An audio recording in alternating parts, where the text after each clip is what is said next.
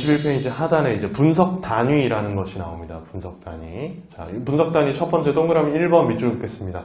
연구의 특성을 파악하기 위해서 구분된 단위이다 라고 여러분들이 이해하시면 될 것 같아요. 그래서 이게 실제로 연구에서 표현되는 것은 동그라미 3번 연구의 대상이 되는 개인, 집단, 아니면은 뭐 사회, 아니면 어떤 프로그램 이런 것들이 분석의 단위다 라고 생각을 하시면 될 것 같습니다. 뭐죠? 우리가 데이터를 모아서 결과를 뽑아낼 때 분석을 하잖아요. 그 분석을 할 때 내가 설문지를 통해서 데이터를 쭉 수집하지만 그것의 분석 단위가 사람이 될 수도 있고 그 사람들이 참여한 프로그램이 될 수도 있고 그 사람들이 속해 있는 집단이 될 수도 있어요. 그렇죠? 하지만 그 가장 기본 바닥에 있는 거는 기본 기초가 되는 건 뭘까요? 사람입니다. 우리가 사회과학이기 때문에 사람 없이 프로그램만 조사한다? 집단만 조사한다? 논리적으로 말이 안 되죠. 어떤 프로그램이 존재하고 효과성이 있으려면 그 프로그램에 참여한 사람과 참여하지 않은 사람 비교를 한다거나 참여하기 전과 후를 비교한다거나 또는 집단을 보려면 집단 내 구성원들의 뜻이나 의견을 물어봐야 되겠죠. 네, 그렇기 때문에 여기서 이렇게 표현했다라고 생각을 하시면 될 것 같아요. 그 다음에 분석 단위의 필요성에서 동그라미 1번 밑줄 그어보겠습니다. 연구 문제를 형성하는 기초가 된다라는 거예요. 내가 처음에 연구 출발하려고 할 때 연구 문제를 만드는 기초가 되고 그 뒷부분에 표본 추출의 대상이 되는 모집단의 뭐다? 최소 단위다. 네, 이 표현이 중요합니다. 모집단의 최소 단위. 제가 말씀드렸죠? 사람이라고 했잖아요. 지난 시간에도 제가 이쯤에다 항상 그림을 그렸는데 우리가 모집단이 이렇게 있고 그 안에서 실제 연구를 수행할 때 샘플을 뽑아낸다라고 말씀드렸죠. 표본을. 그럼 모집단이라는 건 결국 내가 관찰하려고 하는 집단 프로그램에 참여한 사람 어쨌든 다 사람이잖아요. 그죠? 그 중에서 이 샘플을 뽑았다. 분석 단위다. 그럼 이 안에서 최소 단위가 되는 거죠. 그렇게 생각하면 좋을 것 같습니다. 근데 그거는 우리가 분석 단위를 개인으로 가져가면 한 명이 되는 거고 집단으로 본다면 집단을 내가 한 최소 3명으로 구성하겠다. 그럼 또 그게 최소 단위 여러 가지로 바뀔 수가 있겠죠. 그렇게 이해하시면 되고요. 분석 단위의 요건도 우리가 앞에서 봤던 다른 조건들과 크게 다르지 않습니다. 내용 보면 적합성, 명료성, 측정 가능성, 비교 가능성 이런 것들이 있죠. 당연히 우리가 조사 및 연구에서 수행해야 되는 내용들의 기저에 깔려있는 용어들이 표현이 되어 있습니다. 이렇게 한번 보시면 좋을 것 같고요. 한 페이지 넘겨볼까요?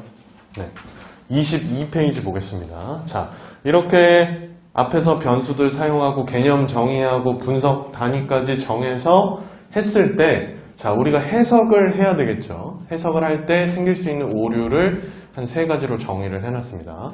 자, 용어가 여러분들이 생소하기 때문에 이렇게 표현됐을 때 이게 뭘 말하는 거야?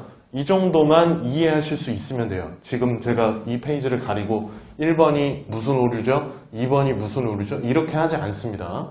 왜냐면 저희가 단답형으로 기술하는 시험이 아니잖아요.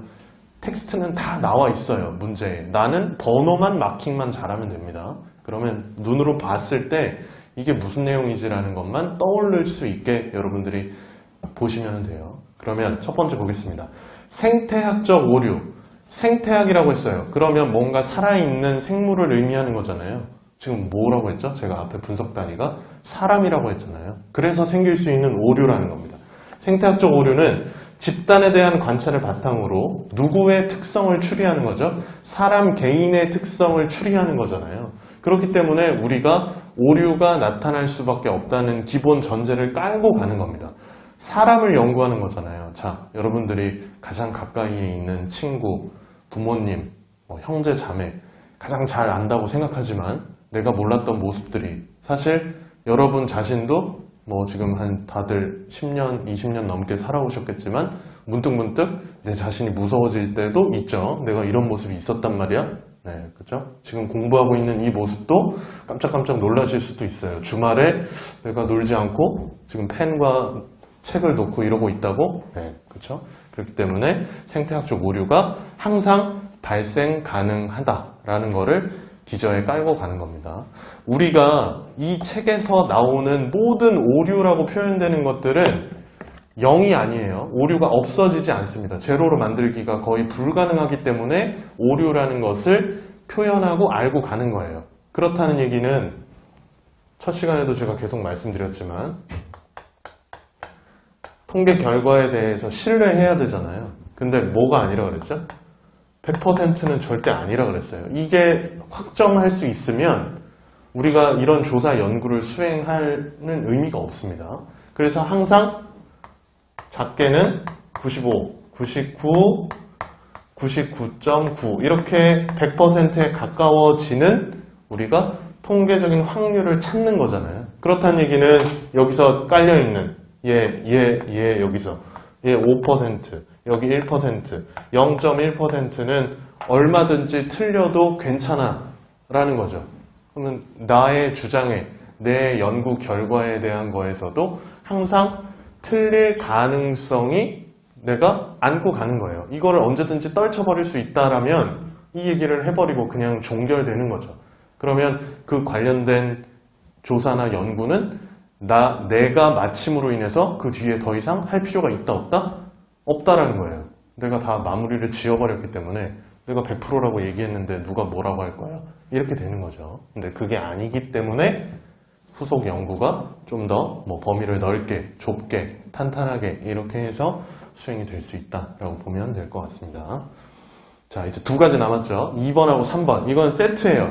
자, 개인주의라고 되어 있고 하나는 축소주의, 환원주의라고 되어 있어요. 약간 이런 얘기가 나오니까 여러분들 학창 시절에 윤리나 도덕 시간에 나왔던 그런 좀 개념들이 생각이 나는데, 자, 키워드는 어쩔 수 없습니다. 이걸 우리가 바꿀 수는 없어요. 시험에 출제됐을 때. 하지만 이해하는 방법을 우리가 조금 더 내가 편하게 바꾸자는 거죠. 개인주의. 자, 개인주의라는 말을 여러분들 일상생활에서 언제 쓸까요? 너 개인주의야? 이런 말을 친구한테 썼다. 이건 뭐죠? 좀 약간 이기적이거나 자기만 생각할 때 그렇죠. 그 의미 그대로예요.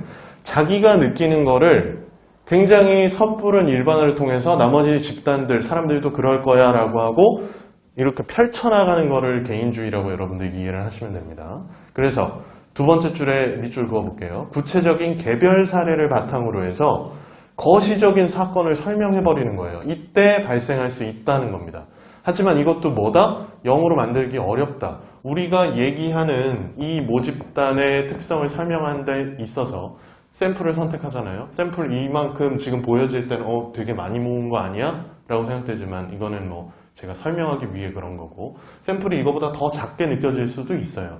그럼 여기로 이 나머지를 설명할 때 얼마든지 이런 오류가 생길 수 있겠죠. 네, 그래서 이게 개인주의다. 그러면 세트라고 했으니까 축소주의, 환원주의는 뭐죠? 반대로 들어가는 거겠죠. 방향이 반대로 바뀐다는 겁니다. 그러면 여기서는 두 번째 줄 여기도 밑줄 그어볼게요. 넓은 범위의 인간사회 행위를 이해하는데 이런 거를 뒷부분에 나오는 것처럼 지나치게 한정시키거나 한 가지로 환원시켜서 해석해버린다는 겁니다. 실제 인간사회는 굉장히 광범위하게 폭넓게 이해하고 다양한 것들이 영향을 미치는데 나는 어쨌든 내 연구에서는 측정해가지고 결과랑 결론을 내야 되잖아요.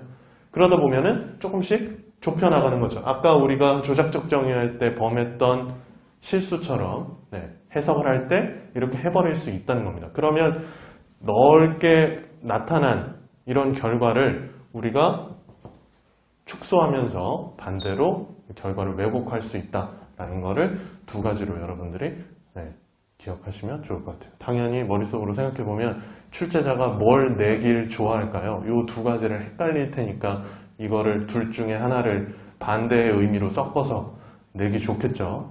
이런 것들을 여러분들 보면서 어쨌든 제가 뒷부분의 표도 다양하게 나올 때 항상 장점, 단점, 정의, 특징 이렇게 비교할 수 있게 제시를 해놓거든요. 그리고 지난 시간에 말씀드렸던 것처럼 개수가 예를 들어 특징인데 한 4개, 6개다. 그러면 이런 건 얼마든지 보기로 바꿀 수 있겠구나 라고 생각하면서 접근하시면 가장 좋습니다.